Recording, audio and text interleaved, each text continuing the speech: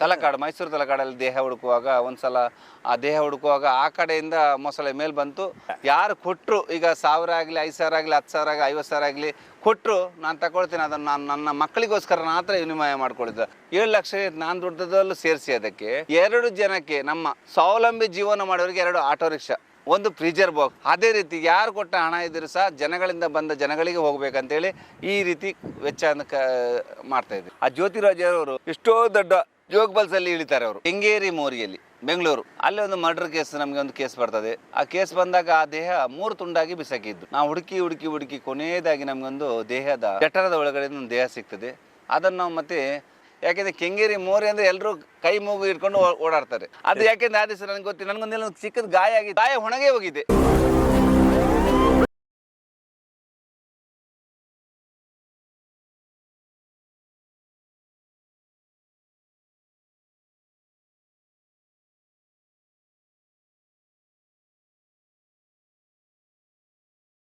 ಮಾನ್ಯ ವೀಕ್ಷಕರೇ, ಈಶ್ವರ್ ಮಲ್ಪೆ ಅವರಿದ್ದಾರೆ. 3 ಆಂಬುಲೆನ್ಸ್ ಉಂಟು. ಆದ್ರೆ ನನಗೇನು ಗೊತ್ತಾ, ಅದು TT ಆಂಬುಲೆನ್ಸ್ ತುಂಬ ಹಳೇದಾಗಿದೆ. ಇಲ್ಲಿ ಒಂದು ನಮ್ಮ ಊರಿಗೆ, ನಮ್ಮ ಜಿಲ್ಲೆಗೆ, ನಮ್ಮ ಕರ್ನಾಟಕಕ್ಕೆ ಅಂತ ನನಗೆ ಒಂದು ಆಸೆ ಇದೆ. ನನ್ನ ಉಸಿರು ಹೋಗೋದ್ರೊಳಗೆ ಇಲ್ಲೊಂದು IC ವೆಂಟಿಲೇಷನ್ ಆಂಬುಲೆನ್ಸ್ ಬೇಕಂತೇಳಿ. ಅದು ಯಾಕೆ ಅಂತ ಹೇಳಿದ್ರೆ, ಸಮುದ್ರದಲ್ಲಿ ಎಷ್ಟೋ ಜನ ಬೀಳ್ತಾರೆ, ದೊಡ್ಡ ದೊಡ್ಡ ಆಸ್ಪತ್ರೆಯಲ್ಲಿ ಎಂದು ಇರ್ತದೆ. ಮತ್ತೆ ಯಾರು ಸಾಮಾನ್ಯ ಜನರಿಗೆ ಯಾರು ಸ್ವಂತವಾಗಿ ಯಾರು ಫ್ರೀಯಾಗಿ ಕೊಡು. ಒಂದು 23 ಲಕ್ಷ ರೂಪಾಯಿ ಇದೆ ಒಂದು ಆಂಬುಲೆನ್ಸಿಗೆ. ಆಮೇಲೆ ಅದಕ್ಕೆ ವೆಚ್ಚ ಅಂದರೆ ಅದರ ಮಿಷನರಿಗಳು ಒಳಗಡೆ ಇರುವುದು. ಒಂದೊಂದು ಮಿಷನರಿಗೆ 2.5 ಲಕ್ಷದಿಂದ 3 ಲಕ್ಷ ರೂಪಾಯಿ ಇದೆ. ಒಳಗಡೆ ಆಂಬುಲೆನ್ಸ್ ಒಳಗಡೆ ಮಿಷನ್, ಅದಕ್ಕೆ ಐಟಮ್ ಎಲ್ಲ ಮಾಡ್ಲಿಕ್ಕೆ ಅಷ್ಟುಂಟು. ನಾನೇನು ಮಾಡಿದೆ ಅಂತ ಹೇಳಿದ್ರೆ, ಒಂದು ಸುಚಿತವಾದ ಏನೆಲ್ಲ ರೆಡಿ ಆಗಿದೆ ಅಂತ ಒಂದು ಆಂಬುಲೆನ್ಸ್ ಅನ್ನು ನಾನು ತೆಗೆದುಕೊಂಡಿದ್ದೀನಿ. ಈಗ ಮತ್ತೆ ಒಂದು ಸ್ಟಾಫ್ ನರ್ಸು ಬೇರೆ ಇಡಬೇಕು. ಸ್ಟಾಫ್ ನರ್ಸ್ ಇಡಬೇಕು. ಅದು ಸಹ ನಾನು 2-3 ಆಸ್ಪತ್ರೆಯಲ್ಲಿ ಮಾತಾಡಿದ್ದೀನಿ. ಯಾಕೆಂದರೆ ಯಾವ ಹಾಸ್ಪಿಟ್ಲಿನ ಕರ್ಕೊಂಡು ಹೋಗ್ತೇವೆ ಅದನ್ನು ಅವರು ಅಲ್ಲಿ ಬರ್ತಾರೆ. ಅದಲ್ಲದೆ ನಾನೊಂದು ಸ್ಟಾಫ್ ನರ್ಸು ನನಗೆ ಬೇಕು ನನ್ನ ಇದಕ್ಕೆ. ಯಾರಾದರೂ ಸಹ ಒಂದು ಒಳ್ಳೆ IC ವೆಂಟಿಲೇಷನ್ ಆಂಬುಲೆನ್ಸಲ್ಲಿ ಸ್ಟಾಫ್ ನರ್ಸ್ ಬರುವವರಿದ್ದರೆ ಅವರಿಗೆ ಅಂತ ನಾನೊಂದು 20,000 ರೂಪಾಯಿ ಸ್ಯಾಲ್ರಿ ಕೊಡಲಿಕ್ಕೆ ರೆಡಿ ಇದ್ದೀನಿ. ಖಂಡಿತವಾಗಿ ಬರ್ಬೋದು. ಯಾಕೆಂದರೆ ಇಲ್ಲಿ ನಮ್ಮ ಸಮುದ್ರದಲ್ಲಿ ಎಷ್ಟೋ ಜನ ನೀರಿಗೆ ಬಿದ್ದಾಗ ಅವರನ್ನು ರಕ್ಷಣೆ ಮಾಡಿ ಕರ್ಕೊಂಡು ಹೋಗಲಿಕ್ಕೆ ಒಂದು ಸ್ಟಾಫ್ ನರ್ಸ್ ಬೇಕು ಅದರಲ್ಲಿ ಒಂದು. ಅಂಥವ್ರು ಯಾರಾದರೂ ಈ ವಿಡಿಯೋ ನೋಡಿದ ಖಂಡಿತವಾಗಿ ನನ್ನ ಜೊತೆಗೆ ಬಂದು ಭಾಗಿಯಾಗ್ಬೋದು. ಎಷ್ಟು ಆಂಬುಲೆನ್ಸ್ ಇದೆ? ಈಗ ನನ್ನ ಹತ್ರ 4 ಆಂಬುಲೆನ್ಸ್ ಇದೆ. ಒಂದು ಓಮಿನಿ ಆಂಬುಲೆನ್ಸು, ಮತ್ತೊಂದು ಈಕೋ ಆಂಬುಲೆನ್ಸು, ಮತ್ತೊಂದು TT ಆಂಬುಲೆನ್ಸ್. ಈಗ ಹೊಸದಾಗಿ IC ವೆಂಟಿಲೇಷನ್ ಆಂಬುಲೆನ್ಸ್. ಈಗ ಹೋಗ್ತೀರಾ ಇಲ್ಲಿಂದ ಹೋಗ್ಬೇಕಾದ್ರೆ ನೋಡಿ, ನನಗೆ ಆ ಕಡೆ 5 ಜನ ಈ ಕಡೆ ಜನ ನನ್ನ ಪೈಲಟ್ಗಳಿದ್ದಾರೆ, ನನ್ನ ಸ್ನೇಹಿತರಿದ್ದಾರೆ. ಯಾಕೆ ನನಗೆ ಬಲ ಅದೇ. ಈಗ ಅಷ್ಟು ಆಂಬುಲೆನ್ಸ್ ನಾನು ಒಬ್ಬನೇ ಹೋಗ್ಲಿಕ್ಕೆ ಆಗೋದಿಲ್ಲ. ನನ್ನ ಜೊತೆಗೆ 5 ಜನ ಈ ಕಡೆ ಇದ್ದಾರೆ, 5 ಜನ ಈ ಕಡೆ ಇದ್ದಾರೆ. ಅದ್ರಲ್ಲಿ ಸಹ 6-7 ಜನ ಅದರಲ್ಲಿ ಪೈಲಟ್. ಅವ್ರು ಸಹ ಏನು ದೊಡ್ಡ ಉದ್ಯೋಗದಲ್ಲಿ ಇಲ್ಲ.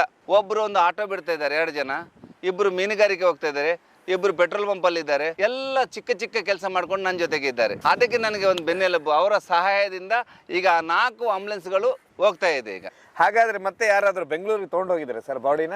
ಹೌದು. ಯಾಕೆಂದ್ರೆ ನಮ್ಮ ದೇಹಗಳು ಇದ್ದರೆ, ಯಾರಾದರೂ ಇದ್ದರೆ, ಬಡವರದ ದೇಹಗಳಿದ್ದರೆ ನಮ್ಮ ಆಂಬುಲೆನ್ಸಲ್ಲಿ ನಾವು ಉಚಿತವಾಗಿ ಹೊರ ಜಿಲ್ಲೆಗಳಿಗೆಲ್ಲ, ಗದಗ ಆಗಲಿ ಕೊಪ್ಪಳ ಆಗಲಿ ಅಲ್ಲಿಗೆಲ್ಲ ಯಾರು ದೇಹ ತಗೊಳ್ಳಿಕ್ಕೆ ಹಣ ಇಲ್ಲ ಆಂಬುಲೆನ್ಸಲ್ಲಿ ನಾವು ಉಚಿತವಾಗಿ ಕರ್ಕೊಂಡು ಹೋಗ್ತೀವಿ. ಪೆಟ್ರೋಲ್ ಡೀಸೆಲ್ ಎಲ್ಲ ಅದೇ ಪೆಟ್ರೋಲ್ ಡೀಸೆಲ್. ಈಗ ಯಾರು ಬಡವರಿಗೆ ಅಂದರೆ ಯಾರಿಗೂ ನಾವು ದುಡ್ಡು ತಗೊಳ್ಳೋದಿಲ್ಲ. ಯಾರ ಶಕ್ತಿ ಅನುಸಾರವಾಗಿ ಕೊಡುವ ಒಂದು ಇಚ್ಛೆ ಇದೆ ಅವ್ರು ಕೊಟ್ಟರೆ ನಾವು ತಗೊಳ್ತೇವೆ. ಯಾಕೆ ಈಗ ವೆಂಟಿಲೇಷನ್ ಆಂಬುಲೆನ್ಸ್ ಇದ್ದವರು ಯಾರಾದರೂ ಹಣ, ಈಗ ಈಶ್ವರ್ ಅವರೇ ನಿಮಗೆ ಒಂದು ನಮ್ಮ ಹತ್ರ 7,000 ರೂಪಾಯಿ ಕೊಡ್ಲಿಕ್ಕೆ ಆಗಲ್ಲ, ನಮ್ಮ ಹತ್ರ 2,000 ರೂಪಾಯಿ ಡೀಸೆಲ್ ಹೆಚ್ಚಾಗಿ ಕೊಡ್ತೇವೆ ಅಂದ್ರೆ ನಾವು ಖಂಡಿತವಾಗಿ ತಗೊಂಡು ಹೋಗ್ತೀವಿ. ಯಾಕೆಂದ್ರೆ ನೋಡಿ, 4 ಆಂಬುಲೆನ್ಸ್ಗೆ ನೀವು ಹೇಳಿದಾಗೆ ಒಂದು ಮಸೀದಿಯಲ್ಲಿ ಇರ್ಬೋದು, ಒಂದು ಚರ್ಚಲ್ಲಿ ಇರ್ಬೋದು, ಒಂದು ದೇವಸ್ಥಾನದಲ್ಲಿ ಇರ್ಬೋದು, ಒಂದು ಸಂಘ ಸಂಸ್ಥೆಯಲ್ಲಿ ಆಂಬುಲೆನ್ಸ್ಗಳು ಇರ್ತವೆ. ಆದ್ರೆ ಇವತ್ತು ನಾನು ಒಬ್ಬ ಆಗಿ 4 ಆಂಬುಲೆನ್ಸ್ ಅನ್ನು ತಯಾರು ಮಾಡಬೇಕಾದ್ರೆ, ಅದನ್ನು ನಡೆಸಬೇಕಾದ್ರೆ ತುಂಬಾ ಕಷ್ಟ ಇದೆ. ಎಲ್ಲ ಜನಗಳಿಗೆ ನಾನು ಹೇಳೋದಿಷ್ಟೇ, ನನಗೆ ಸರ್ಕಾರದಿಂದ ಒಂದೇ 1 ರೂಪಾಯಿ ಯಾರೂ ಕೊಟ್ಟಿಲ್ಲ, ಕೊಟ್ಟೇ ಇಲ್ಲ. ಯಾಕೆಂದ್ರೆ ಸರ್ಕಾರ ನನಗೆ ಆಂಬುಲೆನ್ಸಿಗೆ ಅಂತ ಹೇಳಿ ಡೀಸೆಲ್ ವೆಚ್ಚ ಆಗಲಿ, ಆ ಮೇಂಟೆನೆನ್ಸ್ ಖರ್ಚಾಗಲಿ ಸರ್ಕಾರ ನಾನು ಇಷ್ಟು ತನಕ ಕೇಳಿಲ್ಲ. ಇವತ್ತು ನನಗೆ ಒಂದು ಆಸೆ ಅಂದರೆ, ಇಡೀ ನಮ್ಮ ಕರ್ನಾಟಕದ ಜನತೆ ಯಾರು ಕಷ್ಟದಲ್ಲಿದ್ದಾರೆ ಅವರ ಮನೆ ಬಾಗಿಲಿಗೆ ಆಂಬುಲೆನ್ಸ್ ಹೋಗ್ಬೇಕಂತ ನನಗೊಂದು ಆಸೆ. ಯಾಕೆಂದರೆ ಅವ್ರ ಮನೆಯಿಂದ ಎಷ್ಟೋ ಜನ ಪೇಷಂಟ್ಗಳಿದೆ, BP ಲೋ ಆಗಿ ಬಿದ್ದವರು ಇರ್ತಾರೆ. ಅವ್ರ ಮನೆಯಿಂದ ಆಸ್ಪತ್ರೆಗೆ ಹೋಗ್ಲಿಕ್ಕೆ ಆಂಬುಲೆನ್ಸ್ ಇರೋದಿಲ್ಲ.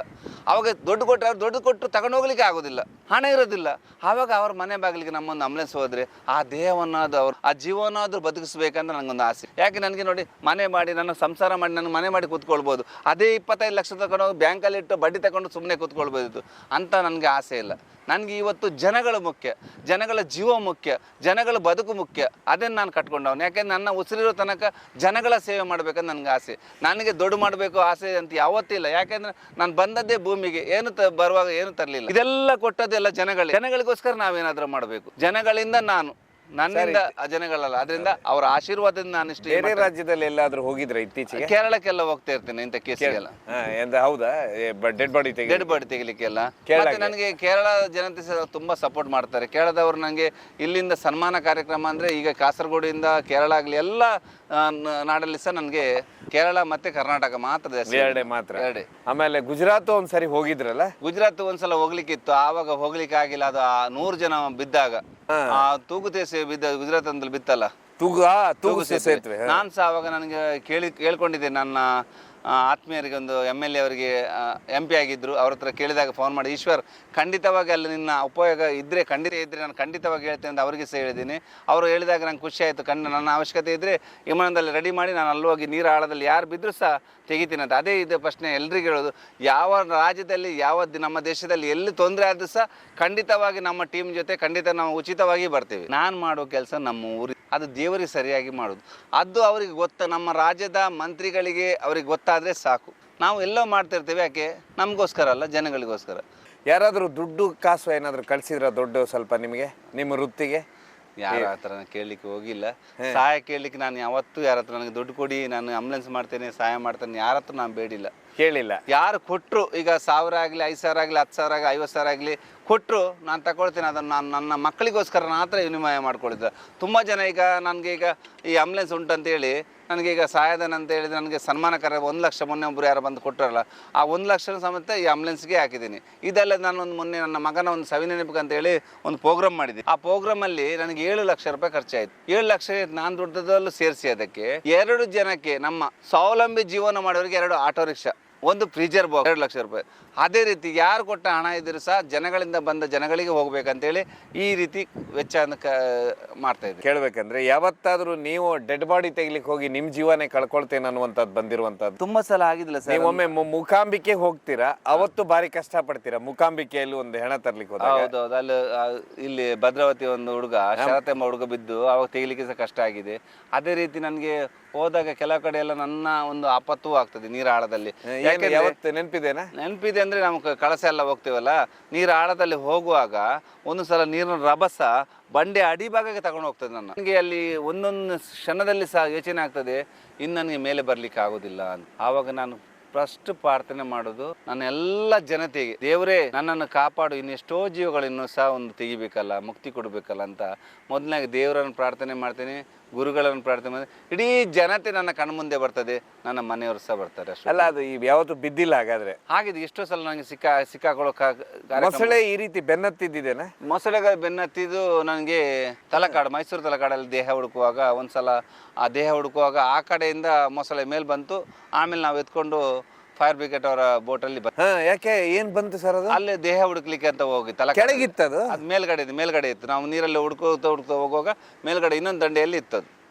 ಅದೇ ರೀತಿ ಮತ್ತೆ ನನಗೆ ಈಗ ಸಿಗಂದೂರು ಆಗಿರ್ಬೋದು, ನಮ್ಮ ಭದ್ರಾವತಿ ಆಗಿರ್ಬೋದು, ದಾಂಡೇಲಿ ಆಗಿರ್ಬೋದು, ಹಂಪೆ ಆಗಿರ್ಬೋದು, ವಸಂತ ಮಂಟಪ, ಎಲ್ಲಿ ಸಹ ನನಗೆ ಮೊಸಳೆಗಳ ತೊಂದರೆ ಎಲ್ಲೂ ಕೊಟ್ಟಿಲ್ಲ. ಬಟ್ ಹಂಪೆಯಲ್ಲಿ ಒಂದು ಸ್ಪಾಟ್ ಇದೆ ಅಂತೆ ಸರ್, ಕೆಳಗೆ ಹೋಗಿ ಬಿದ್ದ ಕೂಡಲೇ ಎತ್ತಲಿಕ್ಕೆ ಆಗುದಿಲ್ಲ ಅಂತ. ಇಸ್ರೇಲ್ ಅವರು ಸೈನಿಕರೇ ಬಂದು ಆ ಡೆಡ್ ಬಾಡಿನ ಎತ್ಕೊಂಡು ಹೋಗುವಂತ ಒಂದು ಜಾಗ ಇದೆ ಅಂತಲ್ಲ ಸರ್ ಹಂಪೆಯಲ್ಲಿ, ಪಾಲ್ಸ್ ಅಲ್ಲಿ? ಅದು ನನಗೆ ಅಲ್ಲಿ ಕರೀಲಿಲ್ಲ, ಹೋಗ್ಬೇಕಾದ್ರೆ ಖಂಡಿತವಾಗಿ ಅಂತ ಜಾಗಕ್ಕೆ ನಂಗೆ ಸಹ ಕರೆದ್ರೆ ಖಂಡಿತವಾಗಿ. ಅವರು ಇಸ್ರೇಲ್ನವರೇ ಬಂದ್ರಂತೆ. ಅದು ಯಾಕಂದ್ರೆ ಅಲ್ಲೆಲ್ಲ ಕಡೆನೂ ಕಲ್ಲು ಕೊರ್ದಿದ್ದಿದೆ ಅಲ್ಲ, ಒಳಗಿಗೆ ಸುರಂಗದೊಳಗೆ ಸಿಕ್ಕಾಕೊಂಡ್ಬಿಡ್ತಾರಂತೆ. ನೀವು ಹಂಪೆ ಹೋಗಿಲ್ವಾ? ಹಂಪೆ ವಸಂತ ಮಂಟಪ ಹತ್ರ ಅಲ್ಲೇ ಒಂದು ನೀರ್ ಹತ್ರ ಹೋಗಿದ್ದೆ. ನನ್ಗೆ ಅಂತದೇನು ತೊಂದರೆ ಆಗಿಲ್ಲ ಅಲ್ಲಿ. ಇಲ್ಲ ಹಂಪೆಯಲ್ಲಿ ಯಾಕಂತ ಕೆಲವು ಕಡೆ ಅದೇ ಹೇಳಿದಾಗೆ ನಾವು ಹಗ್ಗ ತಗೊಂಡು ಹೋದಾಗ ಯಾವತ್ತು ಹಗ್ಗ ತಗೊಂಡು ಹೋಗೋದು ಅದಕ್ಕೆ ರಿಟರ್ನ್ ಬರ್ಲಿಕ್ಕೆ. ನಾವು ಯಾವ ಜಾಗದಿಂದ ಹೋದ್ರೆ ಅದೇ ರಿಟರ್ನ್ ಅಲ್ಲಿ ಬರ್ಬೋದು. ಅದು ಸುರಂಗದ ಒಳಗೆ ಹೋದ್ರೂ ಸಹ ನಾವು ವಾಪಸ್ ಯಾಕಂದ್ರೆ ಆಚೀಚೆ ಎಲ್ಲೆಲ್ಲಿ ಸುರಂಗ ಇರ್ತದೆ ಗೊತ್ತಾಗೋದಿಲ್ಲ. ಅಡಿ ಅಂತ ಜಾಗದಲ್ಲಿ ನಾವು ಹುಡುಕುವಾಗ ತುಂಬಾ ಸೂಕ್ಷ್ಮವಾಗಿ ಹುಡುಕ್ಬೇಕು. ಸರ್, ಈಗ ಒಂದು ಜೋಗ್ ಫಾಲ್ಸ್ ಇದೆ ಅಲ್ಲ, ಹೌದು, ಅಲ್ಲಿ ಒಂದ್ಸರಿ ನೀವು ಇರ್ತೀರಾ, ನಮ್ಮ ಚಿತ್ರದುರ್ಗ ಕೋಟೆಯನ್ನೇ ಏರುವಂತ ಜ್ಯೋತಿರಾಜ್ ಅಂತ ಹೇಳಿದ್ರೆ ಒಳ್ಳೆ ಹೀಗೆ ಏರ್ತಾರೆ ಮೇಲೆ ಟಕ ಅವರು ಬಂದಿದ್ರಲ್ಲ, ಏನಾಗಿತ್ತು ಸರ್ ಅದು ಕಾರ್ಯಾಚರಣೆ? ಅದು ಆ ಕಾರ್ಯ ನಮ್ಗೆ ಅವರು ನಮ್ಮ ಕೊಲ್ಲೂರಿನ ಅರಸಿನಗುಂಡಿಯಲ್ಲಿ ಬಿದ್ದಾಗ ಬಂದಿದ್ದಾರೆ. ಅವರು ಬಂದಾಗ ಕೆಳಗೆ ಇಳಿಲಿಕ್ಕೆ, ಆದ್ರೆ ನೀರಿಗೆ ಇಳಿಲಿಕ್ಕೆ ತುಂಬಾ ಕಷ್ಟ ಉಂಟು. ಯಾಕಂದ್ರೆ ಕೆಳಗೆ ಇಳಿದ್ರೆ ಮತ್ತೆ ಮೇಲೆ ಬರ್ಲಿಕ್ಕೆ ಯಾರಿಗೂ ಆ ಜ್ಯೋತಿರಾಜ್ ಅವರು ಎಷ್ಟೋ ದೊಡ್ಡ ನಮ್ಮ ಈ ಜೋಗ್ ಫಾಲ್ಸ್ ಅಲ್ಲಿ ಇಳಿತಾರೆ ಅವರು. ಅದೇ ಅದೇ. ತುಂಬಾ ಸುರಕ್ಷಿತವಾಗಿ ಇಳಿತಾರೆ. ಅವರಿಗೆ ನಾನು ಅಪ್ರಿಷಿಯೇಟ್ ಹೇಳ್ತೀನಿ. ಯಾಕಂದ್ರೆ ನಂಗೆ ಅವರು ಮಾತಿಗೆ ಸಿಕ್ಕಿದ್ರೆ ತುಂಬಾ ಒಳ್ಳೆ ಎಂತೆಂತ ಒಂದು ಫಾಲ್ಸ್ ಎಲ್ಲ ಇಳಿದು ನೀರು ಆಳದಲ್ಲಿ ಹುಡುಕ್ಲಿಕ್ಕೆ ಅವ್ರಿಗೆ ಆಗುತ್ತೆ. ಯಾಕಂದ್ರೆ ನೀರು ಆಳ ಹುಡ್ಲಿಕ್ಕೆ ಕಷ್ಟ ಉಂಟು ಅಡಿಗೆ ಹೋಗ್ಲಿಕ್ಕೆ. ಆದ್ರೆ ಎಂತೆಂತ ಜೋಗ ಫಾಲ್ಸ್ ಇಳಿತಾರೆ, ಹತ್ತಾರೆ, ಮತ್ತೆ ಟ್ರೈನಿಂಗ್ ಕೊಡ್ತಾರೆ. ಅದಕ್ಕೆ ನನಗೆ ಅವರು ತುಂಬಾ ಹೃದಯಪೂರ್ವಕ ಕೃತಜ್ಞತೆ ಸಲ್ಲಿಸ್ತೇನೆ. ಜ್ಯೋತಿರಾಜ್ ಅವರು ತುಂಬಾ ಒಳ್ಳೆ ಕೆಲಸ ಮಾಡ್ತಾ ಇದ್ದಾರೆ. ಕೊಲ್ಲೂರಿನ ಅರಶಿನಗುಂಡಿ ಒಂದು ಕೇಸ್ ಫಾಲ್ಸ್ ಅಲ್ಲಿ ಒಂದು ಶರತ್ ಎಂಬ ಭದ್ರಾವತಿ ಹುಡುಗ ಸಿಕ್ಕಿಲ್ಲ, ಸೆಲ್ಫಿ ತಗೊಳ್ಳಿಕ್ಕೆ ಹೋಗಿ ಇದ್ದ. ಅವನ ದೇಹ ಹುಡುಕುವಾಗ ಯಾರು ಸಿಕ್ಕಿಲ್ಲದಾಗ ಅವರನ್ನು ಕರೆಸ್ಕೊಂಡಿದ್ದಾರೆ. ಆವಾಗ ಅವರು ಪರಿಚಯ ಆಯ್ತು. ಅವಾಗಾಗಿ ನನಗೆ ಅದು ಸುಮಾರು 7-8 ದಿನ ಬಿಟ್ಟ ಮೇಲೆ ನೀರಿನ ಆಳದಲ್ಲಿ ಒಂದು ಮರದ ಪೊಟರೆ ಒಳಗಡೆ ಸಿಕ್ಕಾಕೊಂಡಿತ್ತು. ಮತ್ತೆ ತೆಗೆದುಕೊಟ್ಟಿದ್ದೆ. ಯಾವತ್ತಾದ್ರೂ ದೇಹ ತುಂಡು ತುಂಡಾಗಿದ್ದು ತಂದಿದ್ದೀರಾ? ಖಂಡಿತವಾಗಿ ತುಂಡು ಆಗಿದ್ದಂದ್ರೆ ನಮಗೆ ಒಂದು ನಮ್ಮ ಕೆಂಗೇರಿ ಮೋರಿಯಲ್ಲಿ ಬೆಂಗಳೂರು ಅಲ್ಲಿ ಒಂದು ಮರ್ಡರ್ ಕೇಸ್, ನಮಗೆ ಒಂದು ಕೇಸ್ ಬರ್ತದೆ. ಆ ಕೇಸ್ ಬಂದಾಗ ಆ ದೇಹ 3 ತುಂಡಾಗಿ ಬಿಸಾಕಿದ್ದು ಮರ್ಡರ್. ಆವಾಗ ಕೇಸಲ್ಲಿ ನಮಗೆ ಕರೆದಾಗ ನಾವು ಇಲ್ಲಿಂದ ಒಂದು ಕಾಯ್ಕಿಂಗ್ ಆಗ್ತೇವೆ. ಅದಕ್ಕೆ ಕಾಯ್ಕಿಂಗ್ ಅಂದ್ರೆ 2 ಜನ ಹುಟ್ಟಾಕೋದು. ಕೆಂಗೇರಿ ಮೋರಿ ಆಗಿದೆ ಅಂದ್ರೆ ನಿಮ್ಗೆ ಗೊತ್ತು, ಅದು ನಡಿಲಿಕ್ಕೆ ಆಗಲ್ಲ. ಸುಮಾರು 7 ಕಿಲೋಮೀಟರ್ ನಾವು ನಡಿತೀವಿ. ಆದ್ರೆ ಹುಡುಕ್ತಾ ಹೋಗ್ತೇವೆ. ದೇಹ ಬಿದ್ದು 10 ದಿನ ಆಗಿದೆ, ಒಂದು ಪೀಸ್ ಇಲ್ಲ. ನಾವು ಹುಡುಕಿ ಕೊನೆಯದಾಗಿ ನಮಗೊಂದು ದೇಹದ ಜಠರದ ಒಳಗಡೆ ಒಂದು ದೇಹ ಸಿಗ್ತದೆ. ಅದನ್ನು ನಾವು ಮತ್ತೆ DNA ಟೆಸ್ಟಿಗೆ ಅಂತೇಳಿ ಕಳಿಸಿರ್ತೀವಿ. ಅದು ಆ ದಿವಸ 8 ದಿನದಲ್ಲಿ ತುಂಬ ಕೆಟ್ಟದಾಗಿ ಸ್ಮೆಲ್ಲಲ್ಲಿ ಸಿಕ್ಕಿದೆ. ಅದು ಕೊಟ್ಟಿದ್ದೀವಿ. ಒಂದೇ ಪೀಸ್ ಮತ್ತೆಲ್ಲ ಅಲ್ಲಿ ನಾಯಿ ಎಲ್ಲ ಇರ್ತದೆ. ಅವಾಗ ಎಲ್ಲಿ 10 ದಿವಸ ಸಿಗ್ತದೆ ಎಲ್ಲ. ನಿಮ್ಗೆ ಗೊತ್ತಿದ್ದ ಹಾಗೆ ಕೆಂಗೇರಿ ಮೋರಿಯಲ್ಲಿ 7 ಕಿಲೋಮೀಟರ್ ಹುಡುಕುವುದು. ಹೌದಾ, ನಾವು ಇಳಿದು 7 ಕಿಲೋಮೀಟರ್ ಹುಡುಕಾಡಿದ್ದೀವಿ. ತಿಂದಾಗ್ಬಿಡ್ತದೆ. ಯಾಕೆಂದ್ರೆ ಅಲ್ಲಿ ನಾಯಿ ಉಂಟು, ಎಲ್ಲ ಇರ್ತದೆ. ಮತ್ತೆ ನೀರಲ್ಲಿ ಎಲ್ಲಿ ಅಂತ ಹುಡುಕುದು. ಆ ನೀರಲ್ಲಿ ಇಷ್ಟಿಷ್ಟು ನಂಬೇಕಂದ್ರೆ ನಮ್ಮ ಯೂಟ್ಯೂಬಲ್ಲಿ ಉಂಟು ನೋಡಿ, ಆ ದಿವಸ ಹಾಕಿದ್ದು. ಇಷ್ಟಿಷ್ಟು ನೀರಿಗೆ ಇಳಿದು ಹುಡುಕಿದ್ದೀವಿ. ಆದರೆ ದೇವ್ರದೊಂದು ವರ ಅಂತ ಹೇಳ್ಬೇಕು. ಆರೋಗ್ಯ ಮಾತ್ರ ಒಂದು ಚರ್ಮ ರೋಗ ಆಗಲಿ ಕಾಯಿಲೆ ಆಗಲಿ ಆ ದೇವರ ಈ ಜನಗಳ ಆಶೀರ್ವಾದದಿಂದ ಇಷ್ಟು ತನಕ ಏನೂ ಆಗಿಲ್ಲ. ಇದೇ ರೀತಿ ನಿಮ್ಮೆಲ್ಲ ಆಶೀರ್ವಾದ ಇರಲಿ. ಯಾಕೆಂದ್ರೆ ಕೆಂಗೇರಿ ಮೋರಿ ಅಂದ್ರೆ ಎಲ್ಲರೂ ಕೈ ಮೂಗು ಇಟ್ಕೊಂಡು ಓಡಾಡ್ತಾರೆ. ಅದು ಯಾಕೆಂದ್ರೆ ಆ ದಿವಸ ನನಗೆ ಗೊತ್ತಿಲ್ಲ, ನನಗೊಂದೆಲ್ಲ ಚಿಕ್ಕದ ಗಾಯ ಆಗಿದೆ. ಗಾಯ ಒಣಗೆ ಹೋಗಿದೆ. ಇಲ್ಲಿ ಗಂಟಲಿ ಗಾಯ ಇತ್ತು. ಆ ವಿಷ ಜಂತಿಗೆ ನನ್ನ ಕಾಲು ಗಾಯ ಮೇಲ್ಕೊಂಡು ಮರ್ದಿನ ನೋಡ್ತೇನೆ, ಅದು ಸುಟ್ಟ ಹರಿ ಹೋಗಿದೆ. ಅಯ್ಯೋ, ಅಷ್ಟು ಪಾಯ್ಸನ್ ಆಗಿರ್ಬೋದು ಅದು. ನಾನು ಅನಿಸಿದೆ ಇದಕ್ಕೆ ಮೆಡಿಸಿನೇ ಬೇಡ ಅಂತ ಹೇಳಿ. ಆಮೇಲೆ ಬಟ್ ಮಂಗಳೂರು, ಉಡುಪಿ, ಮಲ್ಪೆಯಲ್ಲಿ ಪಣಂಬೂರು ಬೀಚಲ್ಲಿ 3 ಜನ ಸಹ ಈಜಕ್ಕೆ ಬಂದವರು ಸಹ ನೀರಿಗೆ ಬಿದ್ದು ಮೃತಪಟ್ಟಿದ್ದಾರೆ. ಬಟ್ ನೀವು ಹೋಲಿಲ್ಲ? ನಾನು ಬೇರೆ ಕಡೆ ಕೇಸಲ್ಲಿ ಇದ್ದೆ. ಅವಾಗ ನಾನು ಚಿತ್ರದುರ್ಗ ಆ ಕಡೆ ಎಲ್ಲ ಹೋಗ್ತೀನಲ್ಲ, ನನಗೆ ಫೋನ್ ಬರೋ ಬೇರೆ ಕಡೆ ಇರ್ತೀನಿ ನಾನು. ಬಟ್ ದಿನದಿಂದ ದಿನಕ್ಕೆ ನೀರಿಗೆ ಬಿದ್ದವ್ರು 1000 ಜಾಸ್ತಿ. ಖಂಡಿತವಾಗಿ ಈಗ ಈ ಸೀಸನ್ ಅಲ್ಲಿ ತುಂಬಾ ಆಗ್ತಾ ಉಂಟು ಎಲ್ಲ ಕಡೆ. ಬೇಸಿಗೆ ವಿಶೇಷವಾಗಿ ಮಕ್ಕಳು ಹುಷಾರೇ ಆಗಿರ್ಬೇಕು, ಇಲ್ಲ ಅಂತೀರಾ ಸರ್? ಖಂಡಿತವಾಗಿಯೂ. ಈಗ ಶಾಲೆಗೆ ರಜೆ ಸಿಕ್ಕಿತ್ತಲ್ಲ, ಮಕ್ಕಳು ಹುಷಾರಾಗಿರ್ಬೇಕು. ಅವರ ಪೇರೆಂಟ್ಸ್ ಮತ್ತೆ ಟೀಚರ್ಸ್ ಸುರಕ್ಷಿತವಾದ ಜಾಗಕ್ಕೆ ಕರ್ಕೊಂಡು ಮೊನ್ನೆ ಒಂದ್ ಕಡೆ ಆಯ್ತಲ್ರಿ, ಟೀಚರ್ಸ್ ಇರ್ತಾರೆ, ಜಾರಿ ಬಿದ್ದು ಬಿಡ್ತಾರೆ ಮಕ್ಕಳು. ಮೊನ್ನೆನೆ ಎಲ್ಲೋ ಒಂದು ಘಟನೆ ಆಯ್ತು ನೋಡಿ ಸರ್. ಹೌದು, ಅದು ಇಲ್ಲಿ ಮುರುಡೇಶ್ವರದಲ್ಲಿ ಜನ ನಿಮ್ಮ ಬೆಂಗಳೂರಿನ ಟೀಚರ್ಸ್ ಸಹ ಬಂದಿರ್ತಾರೆ. ಮಕ್ಕಳು ತನ್ನ ಪಾಡಿಗೆ ನೀರಿಗೆ ಹೋಗ್ತಾರೆ. 7 ಜನ ಮಕ್ಕಳು ಹೋಗಿರ್ತಾರೆ. ದೊಡ್ಡ ಅಲೆ ಬರ್ತದೆ, ಕೊಚ್ಕೊಂಡು ಹೋದಾಗ 5 ಜನ ಮಕ್ಕಳು ಮೃತಪಡ್ತಾರೆ. ಇದು ಬೇಜಾರಿನ ಸಂಗತಿ. ಅದು ಗಂಟಿಂದ ಕೆಳಗೆ ನೀರಿಗೆ ಯಾರನ್ನ ಕಳಿಸಬಾರ್ದು. ನೀವು ಅಲ್ಲಿಂದ ಇರ್ಬೇಕು. ಅವರ ಹಿಂದೆ ಇದ್ರೆ ಯಾರು ಈ ರೀತಿ ಮೃತಪಡುವುದಿಲ್ಲ. ಯಾಕಂದ್ರೆ ಯಾಕೆ ಗೊತ್ತಾ ಸರ್, ಇತ್ತೀಚೆಗೆ ಮಕ್ಕಳೆಲ್ಲ ಕಮ್ಮಿ. ಒಂದೊಂದು ಮನೇಲಿ ಒಂದೊಂದು ಮಕ್ಕಳು ಅಥವಾ ಒಂದೊಂದು ಹುಡುಗ ಒಂದು ಹುಡುಗಿ.